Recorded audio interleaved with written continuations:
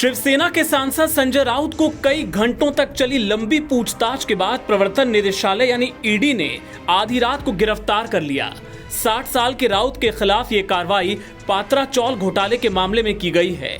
रविवार सुबह 7 बजे जब ईडी के अधिकारी भांडुप स्थित संजय राउत के घर पहुंचे थे, तभी से ये कयास लगाए जा रहे थे कि राउत के खिलाफ कोई बड़ा एक्शन हो सकता है।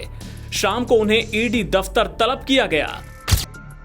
भगवा गमछा लहराते राउत जब घर से निकले तो सैकड़ों की संख्या में शिवसेना कार्यकर्ता उनके पक्ष में नारेबाजी कर रहे थे।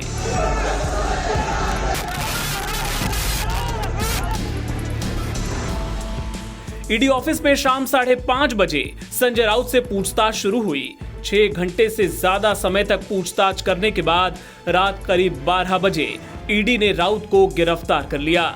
संजय राउत पर लगाए गए आरोप सही हैं या नहीं, ये तो अदालत में तय होगा, लेकिन मामले के राजनीतिक पहलू को समझना भी बेहद जरूरी है।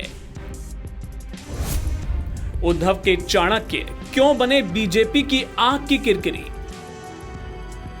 दरअसल शिवसेना के सांसद संजय राउत पार्टी के मुखपत्र मराठी अखबार सामना के कार्यकारी संपादक हैं। शिवसेना के राज्यसभा सांसद हैं। शिवसेना प्रमुख उद्धव ठाकरे के विश्वसनीय सहयोगियों में से एक हैं। उनका भाषण और लेखन दोनों ही फायर ब्रांड है।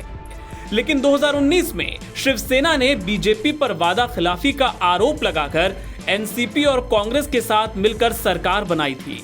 तभी से संजय राउत बीजेपी की आंख की किरकिरी बने हुए हैं। इसकी वजह साफ है, क्योंकि संजय राउत ही वो शख्सियत हैं जिन्होंने बीजेपी के सामने से सत्ता का सिंहासन छीनकर शिवसेना, एनसीपी और कांग्रेस जैसे 3 अलग अलग विचारधारा वाले दलों की सरकार बनाने में महत्वपूर्ण भूमिका निभाई थी। राज्य में महाविकास अघाड़ी की सरकार बनवाने में उन्होंने उद्धव ठाकरे के निर्देश और शरद पवार की राजनीतिक चतुराई का जब अभूतपूर्व इस्तेमाल किया तो पूरा महाराष्ट्र उनके इस करिश्मे को आश्चर्य भरी नजरों से देखता रह गया।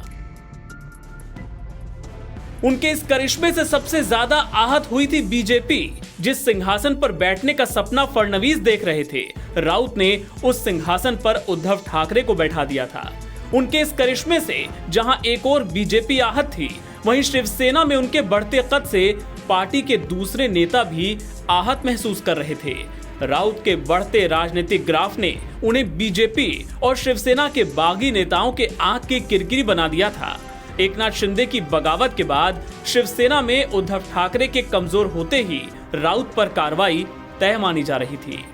इस बीच राउत लगातार एक ही बात कह रहे हैं कि मैं कभी दबाव के आगे नहीं झुकूंगा, निडर होकर कार्रवाई का सामना करूंगा, ताकि महाराष्ट्र को पता चल जाएगा कि हमारे जैसे कुछ लोग हैं जो बिना किसी डर के जांच एजेंसियों का सामना करते हैं।